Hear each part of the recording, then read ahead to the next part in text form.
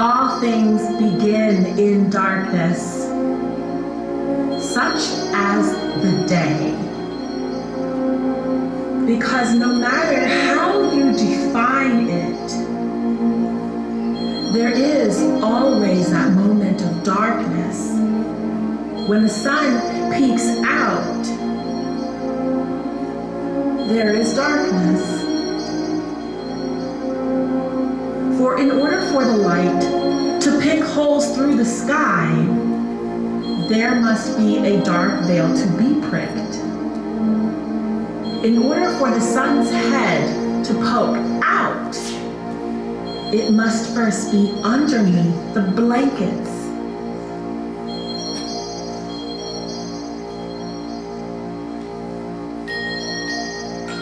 All things begin in darkness, such as the river. We are standing by the spring now, where the water leaps to greet the air. But this is only the source we can get to. Down beneath gray stones is never challenged darkness. Crystalline caves, echoing, with water dropping, pooling up, and creating pressure until it bursts forth here, where we are now. All things begin in darkness, such as our journey. Only night vision guides us as we set out, step by tentative step. Only night vision and the soft susurrus of the snaking root beside us in the darkness. But darkness will not last forever. And so, the dawn begins when the sky begins to brighten.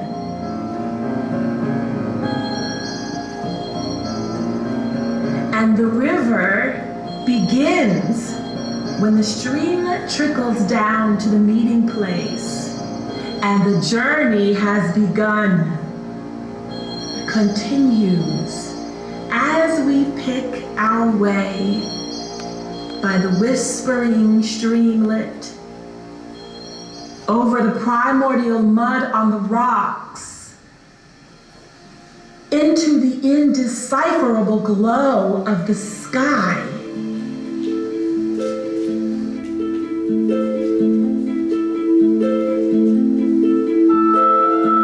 Until the rushing friends begin to mingle. Until the whisper turns to gurgling laughter. Until the glowing light coalesces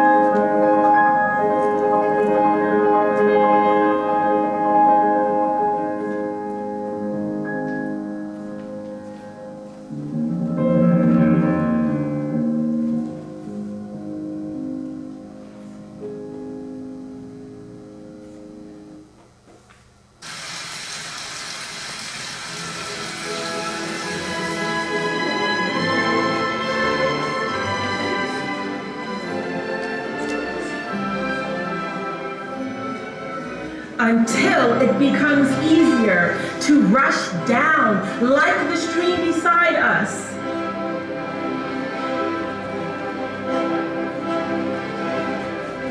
Until the stream beside us hits the gaps, halts, holds its breath, leaps, falls, until waterfalls, waterfalls, waterfalls, where the paint spilled by the sun pour down glittering over the white ridges, where the laughter becomes cacophony.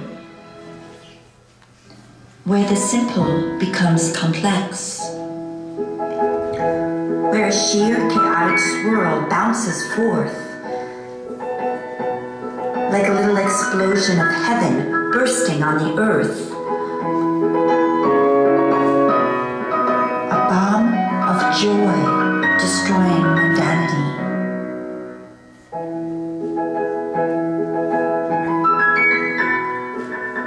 The breath of love diffusing in our hearts. I love the waterfalls reflecting the daylight, which is why I bless the light.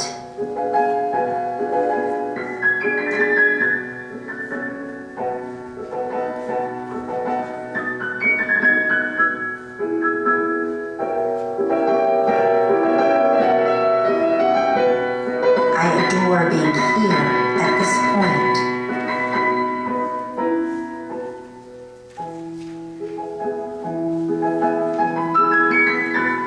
which is why I bless the journey. There is perfection in the glinting rainbows of waterfalls, except for the cold wind rising up behind us.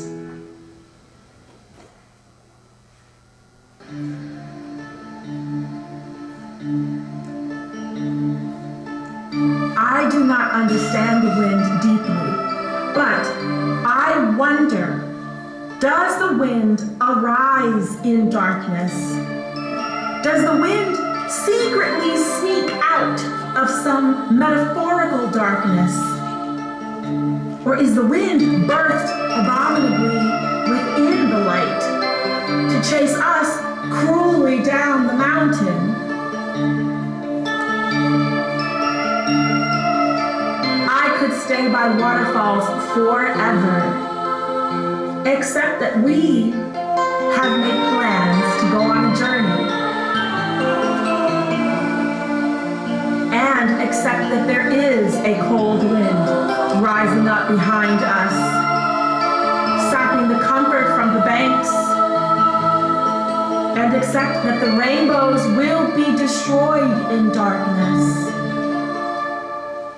And so we continue to tumble down the mountain as the streams combine, edging parabolically towards river.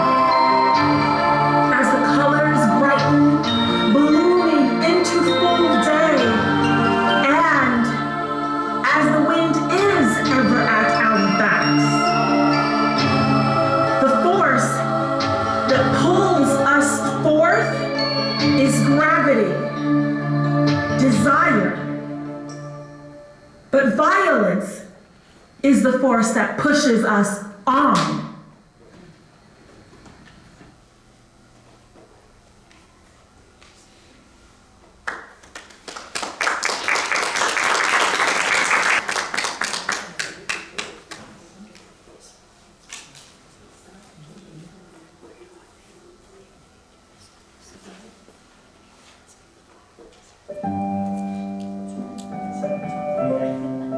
The nature of our location has long been plain. Plains, it is clear, are flat and broad. The ideal plain is covered with green grass, flowers, life shooting up to greet the sun. Sometimes plains mutate into forests, which are shady respite, restful nuance to the sun-baked continuity of plains, darker browns and softer shade. What lurk behind the plain and the forest are two things. One, the flatness, so that when the soft breeze rubs against our faces, it would take 10,000 years until our gaze breaks against the blips, more like symbols now than mountains.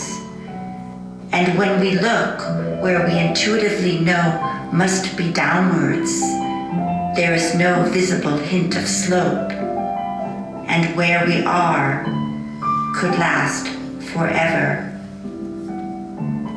And two, the river, a blue mirror of the green in the plains, a level pause in the midst of the forest. But always the river, the same concept in every context, eternally threading through the landscape map like fate. Gravity, desire, violence, omnipresent. The category is the middle. The category is the balance. The category is the farthest point. The category is the afternoon of our journey.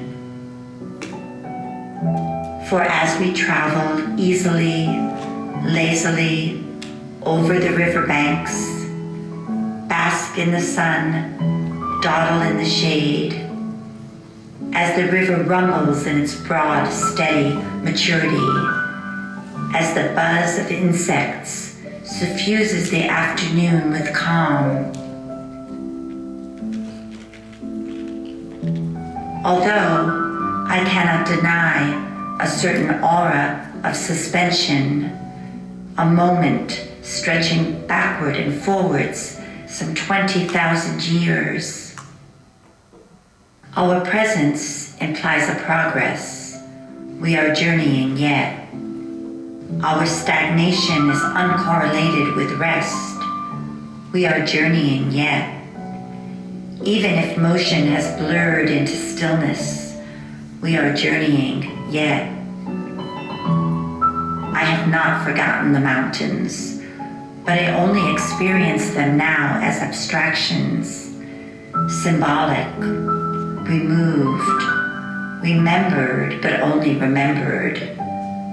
Life is, and therefore must have been always, easy and flat, step by unhesitant step. Although I have not forgotten the waterfalls, my journey has removed me from the waterfalls. What is absent is not what is present. What is present has the quality of eternity, even if it has not the property of eternity.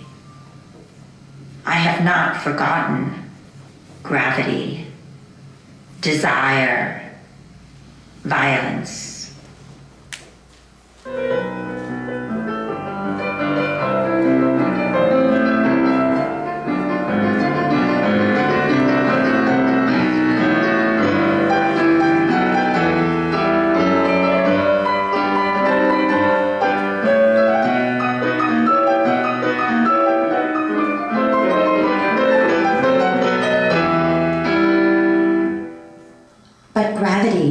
Is hidden in the veils, and desire has devolved into a parody, as desire always devolves into a parody. One might define habit as a parody of desire.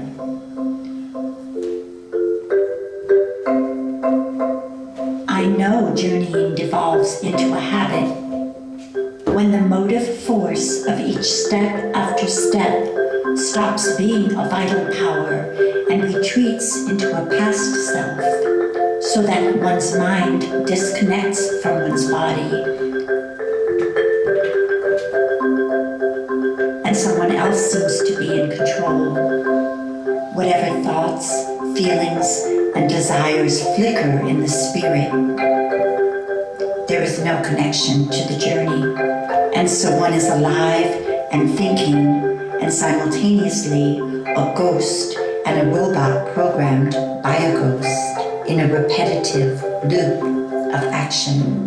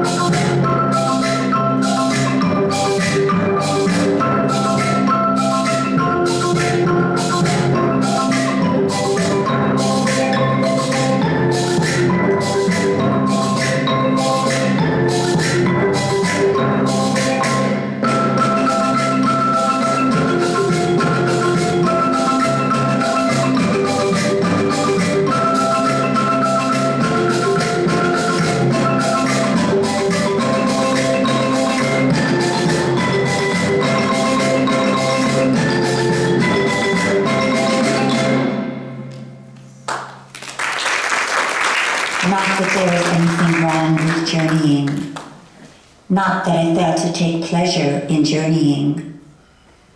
And the day is warm, and the sounds are soft. The light is lovely, and the flowers fragrant. The colors bright, and the company engaging. The weariness bearable, and the routine comfortable.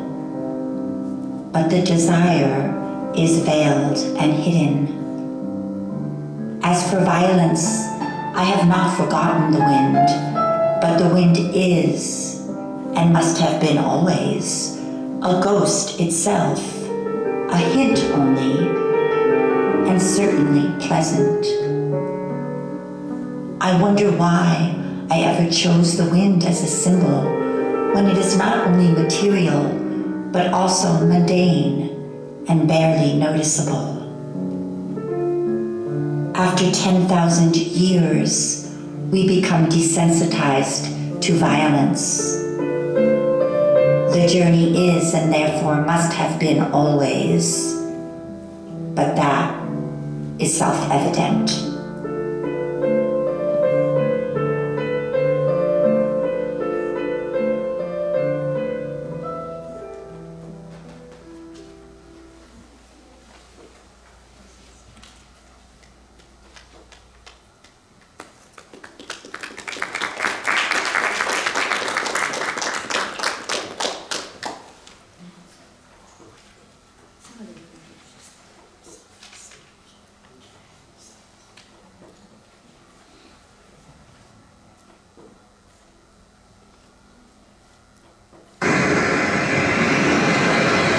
Things end in darkness, such as the day, which is something that ends slowly.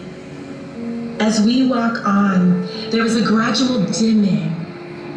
The sun is no light bulb to blink out in an instant, but it is as though you look up and the sky is blue. Then you think the sky is still blue, but you realize that the quality of light is different, as though the sky has been folded back on itself. It always was, you think, a blanket, and now it is just doubled back to darken. The sun has grown old throughout the day. Now it is no child playing with bright blues and greens. It has taken up a different sort of paint, and behind us, spills of it, like autumn leaves or berry stains, begin to alter the plain pattern. All things end in darkness, such as the river. Out ahead of us, sky and sea become darkness. At another time, perhaps a blue corner would demarcate the horizon, but now we can hear the waves. And maybe the sleepy sun still highlights a white crest or two, but mostly the river is pouring out into darkness. Limits are blurred. Everything is blurred. The sound of water beating back on the shore is a blurring sound. The scent of salt in the air is a blurring of boundaries. This sharpness is dying away, all to be consumed by darkness. All things end in darkness, such is our journey. She says all things begin in darkness.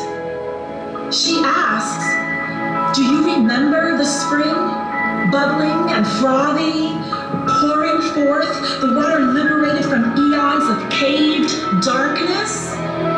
I say, I remember the spring, but all things end in darkness. She asks, do you remember the dawn and the first gleamings of light as the blanket became thinner? I say, I remember the dawn, but all things end in darkness. She says, do you remember the mountains?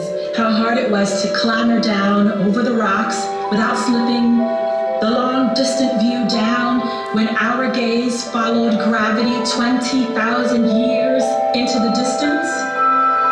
I say, I remember the mountains, but all things end in darkness.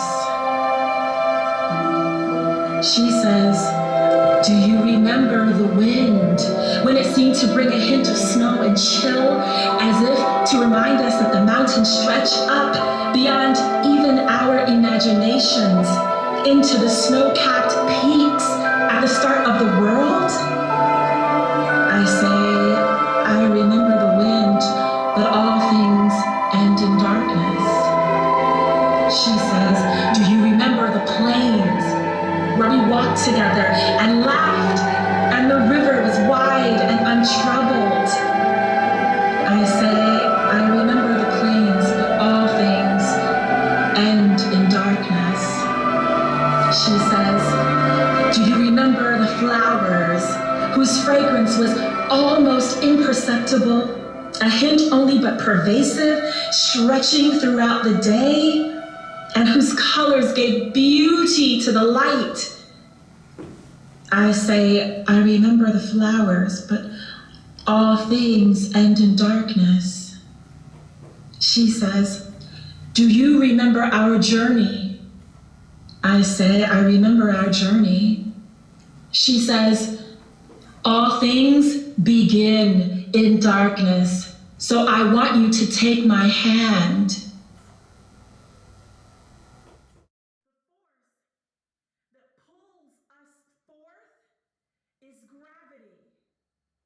Desire. But violence is the force that pushes us on.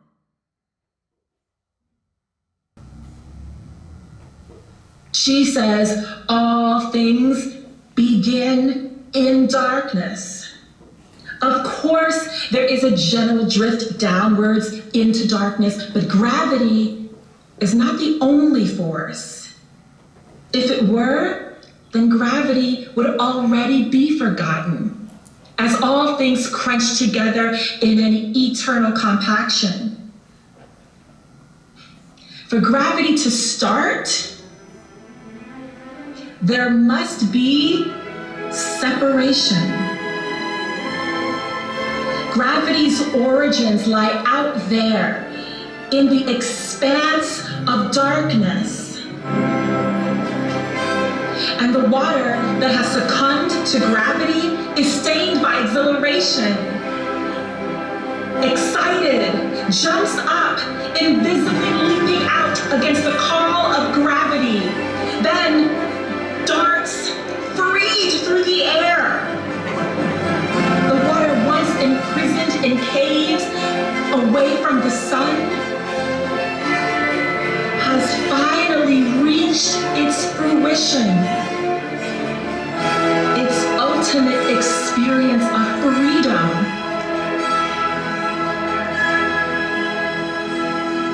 Until the enthusiasm dies away. And habit can no longer conquer the absence of desire. And freedom devolves. First into formation, then precipitation, guided by gravity. So eventually, whether it is an immediate response or long delayed by eons hidden in pools below the earth, each particle will return to the streamlets and once again meet and join and flow down to the mouth, guided again by gravity. And thus it is here in the darkness and expanses that gravity is made possible. Here, where gravity fails to reign tyrannically, only here can be the source of gravity.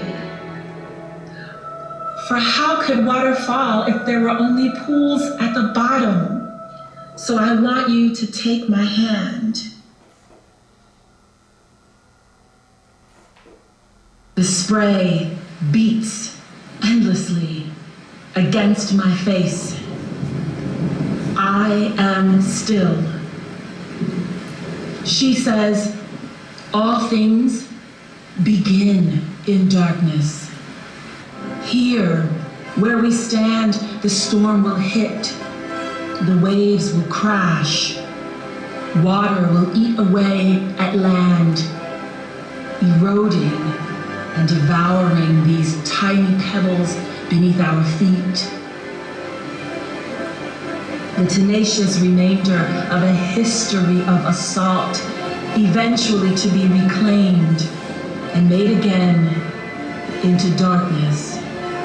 And so, yes, there is violence here, but it pales next to the violence in the darkness, where in the midst of the storm, there is no land to be assaulted, only water combating water in a never-ending battle.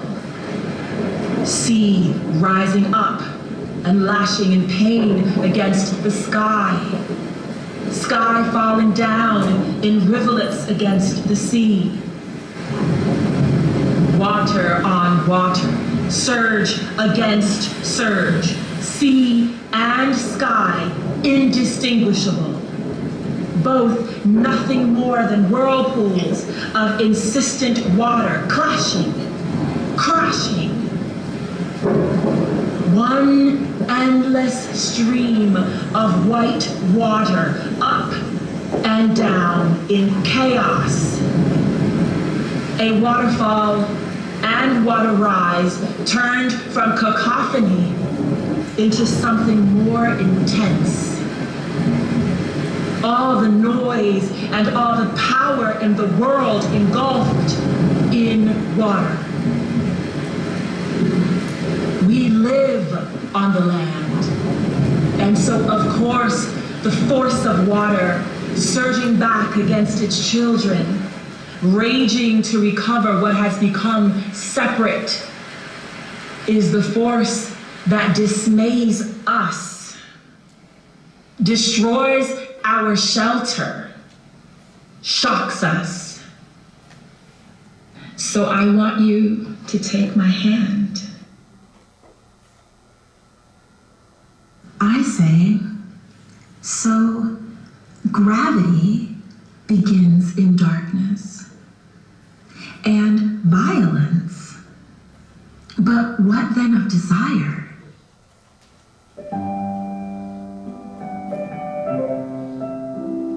She says, desire, I think, is like gravity. It is only after something has defied gravity that you can see the beginning of gravity. Only when something is empty of desire can you see the beginnings of desire. If desire begins in the darkness, and if, as you insist, desire ends in the darkness, then there must be a moment out there in the darkness, empty of desire. A moment or an eternity of stillness without even the ghost of desire. Does desire build on desire? Yes, I'm sure a million hopes and dreams spark each other in the human mind as the rush of gravity would pull the stream more and more quickly down towards the bottom.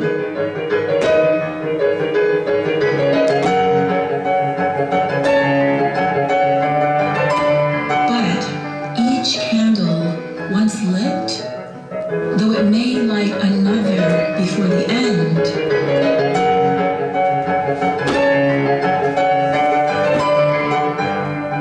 burns out inexorably. Eventually, the wax melts.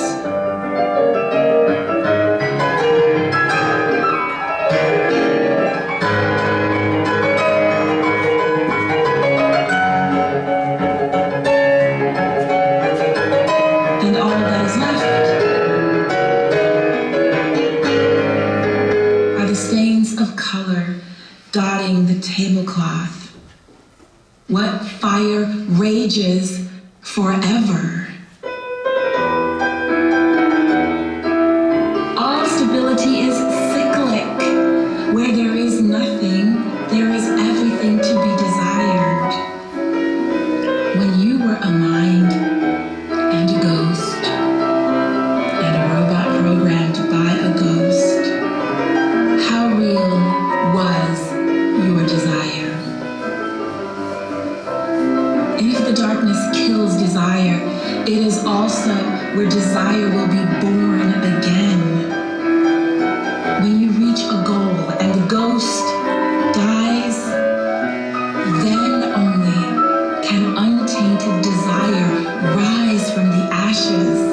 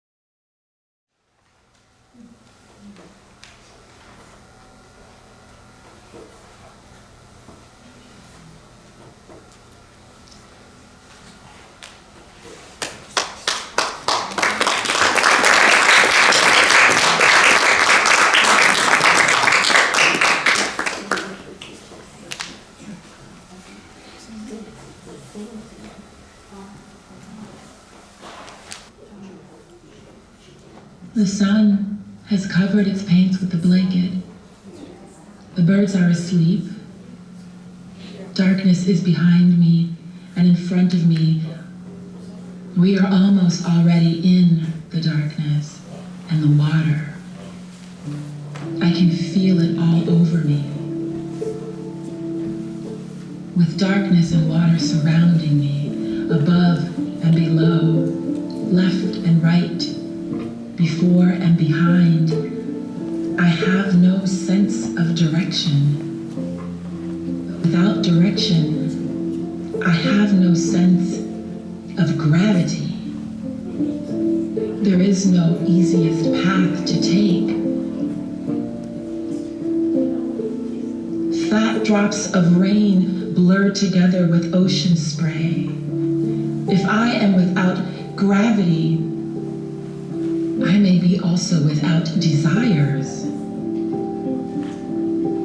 There are no distinctions, and one path is as good as another. And she wants me to take her hand.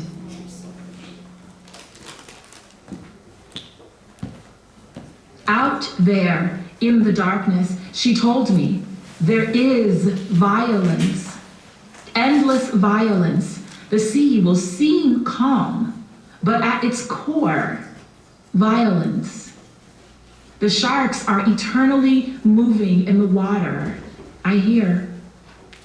The mermaids have sharp teeth, they bite into you, and your blood pours out into the ocean.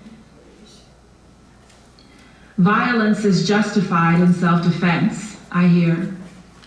But otherwise, one is pushed by violence, not pulled by it. Surely it is better to avoid violence. Surely one universal desire is to escape violence. It does not seem right somehow to become violence when one is not violence. If violence was the force that pushed us on towards the darkness,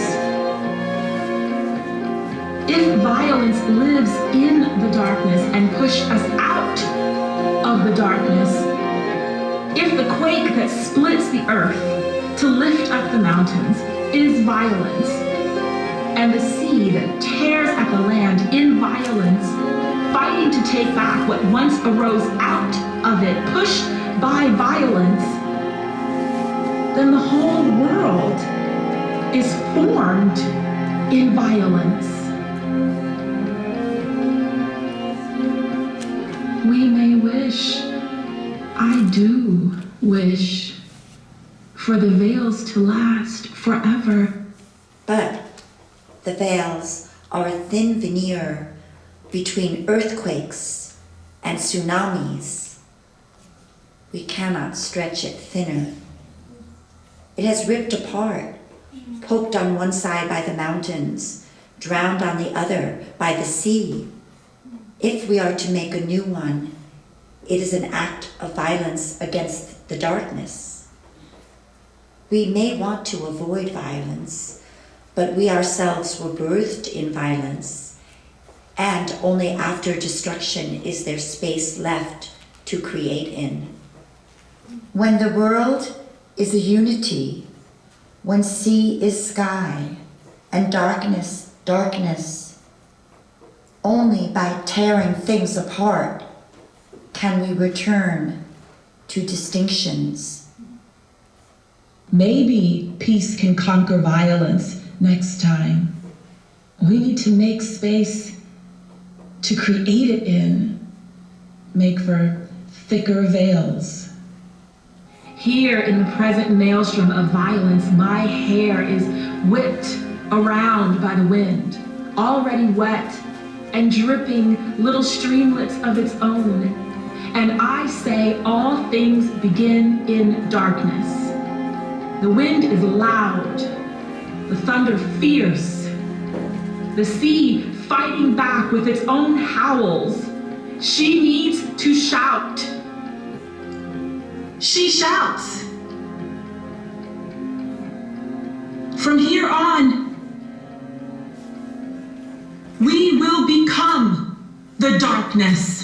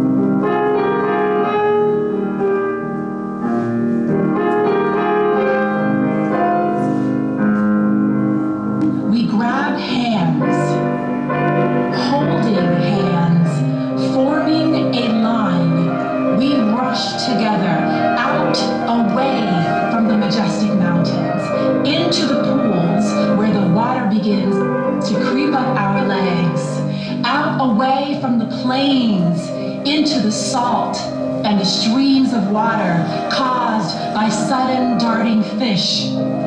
Out, away from the darkness, into the darkness.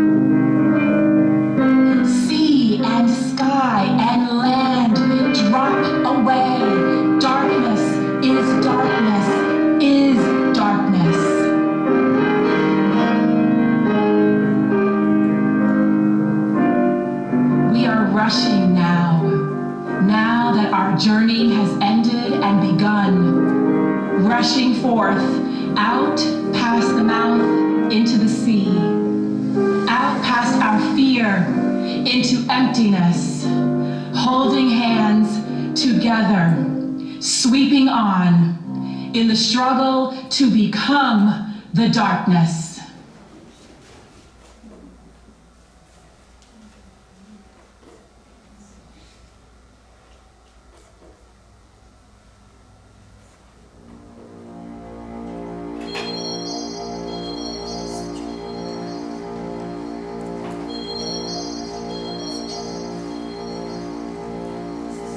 All things begin in darkness, such as the day.